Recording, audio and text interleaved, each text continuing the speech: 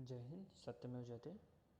So this is Shivanand Shukla. आज हम discuss करेंगे ऑनरेबल इलाहाबाद हाई कोर्ट की डिसीजन जो कि 302 के केस में है या मर्डर के केस में जजमेंट डिलीवर्ड हुई है। या can very well understand judgement जो डिलीवर हुई है वो 29 जुलाई 2024 को डिलीवर्ड हुई है। ना साइटेशन ना द केस देखिए, क्रिमिनल अपील है 156 ऑफ 2004।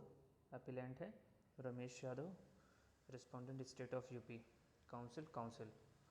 देन दूसरे कौन है? नरेंद्र सिंह एंड अनदर्स, क्योंकि इसमें 3 एक्यूज होते हैं तो एक दूसरा केस ये है ना। Counsel for the respondent EGA। Alright ना, कौन है जज साहब? कौन है? Honourable Rajiv Gupta justice and honourable Mohammad Azhar Hussain justice.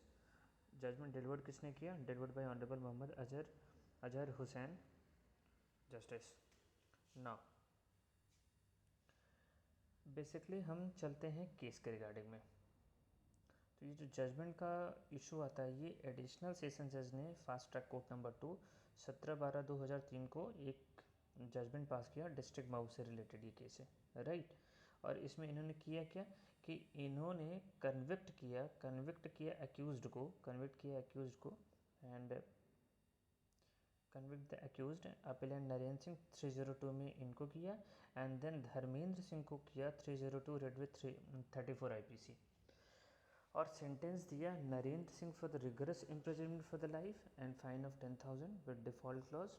उसके बाद धर्मेंद्र सिंह एंड रमेश यादव को दिया लाइफ इम्प्रिजनमेंट 302 के साथ red with 34 with fine of 5,000। Now both this appeal or pending since year 2004। अब 2004 से ये केसेस पेंडिंग थे, लगभग 20 साल हो चुके हैं। तो इन्होंने क्या किया, दोनों को क्लब कर दिया, चूँकि एक ही इंसिडेंट से अराइज हुए हैं तो क्लब कर दिया। अब समझते हैं situation. Like benefit of unnecessary detail prosecution. ये जो सीन है क्या है कि इट्स लाइक कि 7/12/2001 की सिचुएशन है, जिसमें रात 9:15 कंप्लेनेंट राम पुकार Singh so and so son of give a तहरीर। 7/12 को तहरीर देते हैं पुलिस स्टेशन का रानीपुर डिस्ट्रिक्ट मऊ। और इनकी तहरीर क्या होती है? तहरीर ये होती है कि एक प्रोग्राम जो रामायण रिसाइटल हो रहा है 7/12/2001 में 10 AM के आसपास सुबह। उसके बाद वो और उसका यंगर ब्रदर विजय बहादुर सिंह, ये दोनों जाते हैं लेसन रामायण। इवनिंग में शाम 6 बजे के आसपास उसका यंगर ब्रदर जो विजय बहादुर था went to wash his hand and fish at the hand pipe नल installed at the door of Kapil Dev Singh. तो कोई कपिल देव हैं, उनके डोर पे ये हाथ धुलने जाते हैं। नाउ सिंह विजय बहादुर अलियास विजय अनगुनु alone at the hand pipe. ये इनका कंटेंशन था कि अकेले देखते हुए इन्होंने देखा कि विजय बहादुर अकेले हैं नल पे।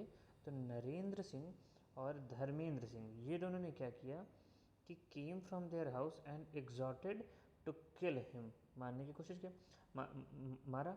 Meanwhile Narendra Singh fired at his younger brother by a country made pistol. तो गोली किसने चलाई? नरेंद्र सिंह ने। इसी वजह से नरेंद्र सिंह के ऊपर 302 का बस का चार्ज लगा है, बाकी के ऊपर 302 रेड विथ 34 लगा हुआ है ना। Vijay Bahadur had old enmity with these people. Vijay Bahadur की पुरानी दुश्मनी थी and had threatened to kill him. On hearing the sound of fire he along with Panchanand Singh and Shiv Mohra Singh, son of Chandrabhushan, ran toward the handpipe and saw the accused person running away from the spot. After killing Vijay Bahadur, they chased the miscreant, but they managed to run away. So this is all about the story. Now on the basis of अब यहाँ देखना होगा, on the basis of a stated described criminal case crime 275/2001 under 302 IPC against Narendra Singh, Dharmendra Singh और एक कौन था? Dharmendra and Ramesh Yadav registered Mau में registered होता है। FIR लॉन्च होती है, इन्वेस्टिगेशन हो जाती है। 161 का बयान, several witness under 161 IPC collected blood stain sample soil, ये सब कलेक्शन होता है। नाउ इंक्वेस्ट रिपोर्ट बनती है। ओपिनियन ऑफ विटनेस के हिसाब से the death of deceased was the result of fire arm injury. Now however in order to fire arm injury की वजह से हुआ, However, in order to confirm the exact date of they suggested to carry out autopsy of corpus. उसके बाद क्या होता है कि आयोर लेटर ऑफ रिक्वेस्ट करता है और ये भेज दी जाती है लखनऊ में, बेसिकली भेजते हैं लोग, एंड देन ऑटोप्सी कंक्लूड होती है, ये एफएसएल लखनऊ में जाती है. सो बेसिकली यहाँ पे इन्वेस्टिगेशन के बारे में बता रहे हैं कि क्या हो रहा है.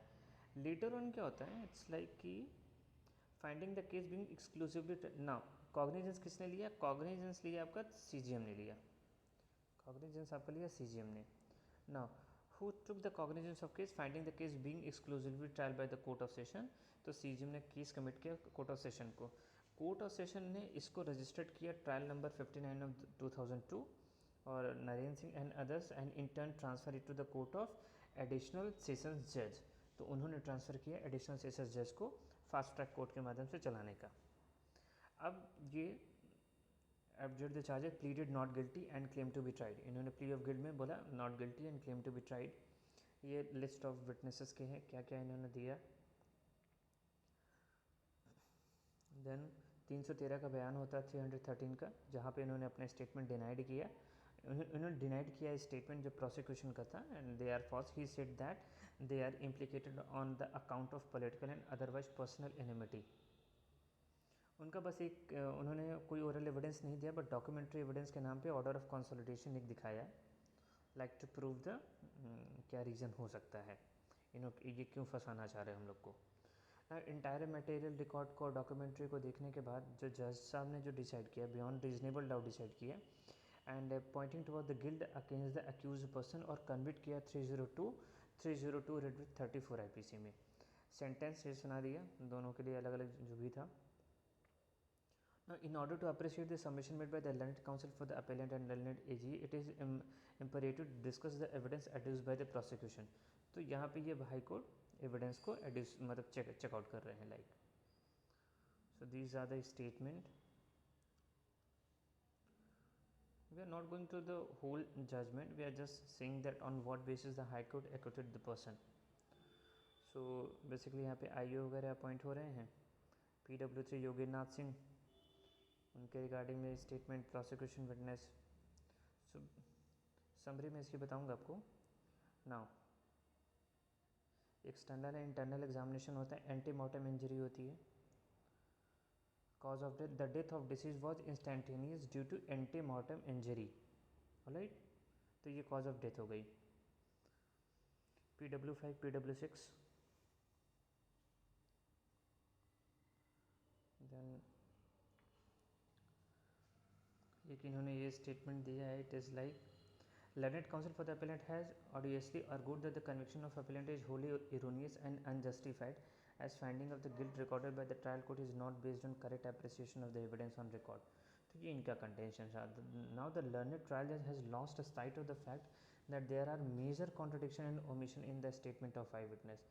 So important क्या है, कोर्ट ने किया कि जो learned trial judge थे, they had lost sight of the fact there are major contradiction and omission in the statement of eyewitness who are close relative and have fabricated a false story to implicate the appellant in the case.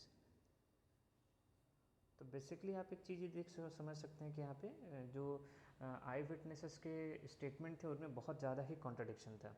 It is common knowledge that enmity is double edged weapon, and one side it may cause to falsely implicate the accused, whereas it may be the real cause of the incident on the other hand. So benefit of the enmity may go either side depending upon the fact and circumstances.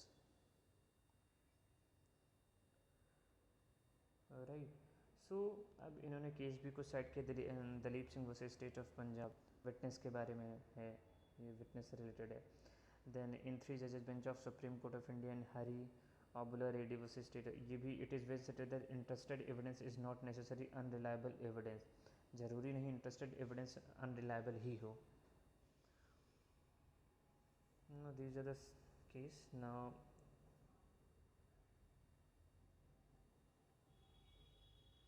अच्छा एक चीज़ इन्होंने किया कि prosecution लगभग 7 witness examine किया support version, while there are 15 witness mentioned in chargesheet. Chargesheet में 15 witness इन्होंने मेंशन किए और 7 विटनेस ये प्रेजेंट किए, जिसमें से out of this prosecution had produce only 2 witness of the fact and rest of the formal witness.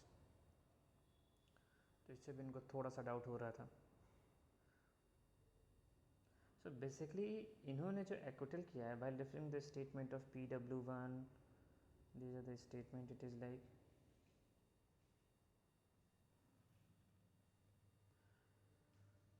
as regard the motive, the witness initially stated that regarding earlier quarrel no report was lodged, but later on he stated that there was no quarrel of his brother Vijay Bahadur Singh with anyone. It is significant, ये important point है, and it is like significant to mention that different version have been by the prosecution witness with regard to the registration of the FIR. Different version are there. The distance of police station from the place occurred set to 9 km. Ram Pakar Singh, who is the complainant of the case, has deposed before the court that he had to reach the police station at 8 PM along with the Panchanand Singh. तो 8 बजे 6 बजे घटना हो रही है, 8 बजे पहुंच रहे हैं, जबकि 6 किलोमीटर ही दूर है, 10 से 15 मिनट का रास्ता है. So contrary to the above statement, the first IO of the case, Head Constable Chandrabhan Pandey, stated in cross-examination that he reached at the place of occurrence at about 6 PM on the same day. When he reached there, constable of police outposts were present. तो basically जो main reason था ना 48 number में, thus from the aforesaid fact it is crystal clear that there are major contradiction or omission not only in the statement of the eyewitness but in the deposition of the investigating officer. Important point है, investigation officer और जो आई witnesses हैं उनकी statement में contradiction था, और जिसकी वजह से जो इंटायर प्रोसिक्यूशन वर्जन है वो डाउटफुल हो जाता है. But also make the presence of eye witness and places of the occurrence doubtful. It may added that the eye witness, complainant and deceased are all related to each other and being one clan. As regard to the enmity and motive, here it is relevant point out that the Ram Pakar Singh had no enmity. एक तो motive इनको नहीं समझ में आ रहा था, कहाँ से कौन सा मोटिव है जिसकी वजह से लोग करने की कोशिश करेंगे.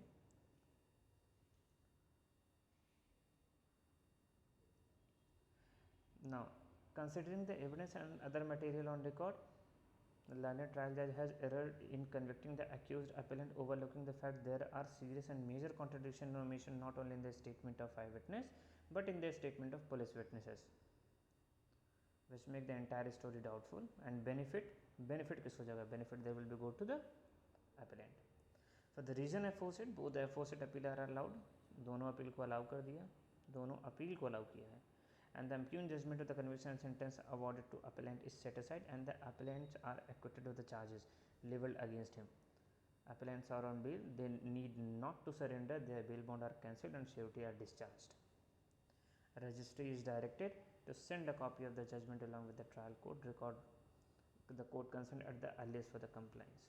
So this was the judgment. The core of the case is like कि अपील पे जाने के बाद, इम्पॉर्टेंट पॉइंट ये है कि अपील के जाने के बाद यदि काउंसिल ये किसी तरीके से इस्टेब्लिश कर दे कि आई विटनेस के पार्ट पे डिस्क्रिपेंसी थी, आईओ के पार्ट पे डिस्क्रिपेंसी थी, लाइक इन दोनों की स्टेटमेंट मैच नहीं कर रहे हैं, तो यदि इनके स्टेटमेंट नहीं मैच कर रहे हैं तो बेनिफिट डाउट स्टार्ट होगा और डाउट का बेनिफिट हमेशा एक्यूज्ड को मिलता है. So basically this was the main law point from the honourable Allahabad High Court. Thank you, and do subscribe for more update with regard to the Allahabad High Court decision. Thank you.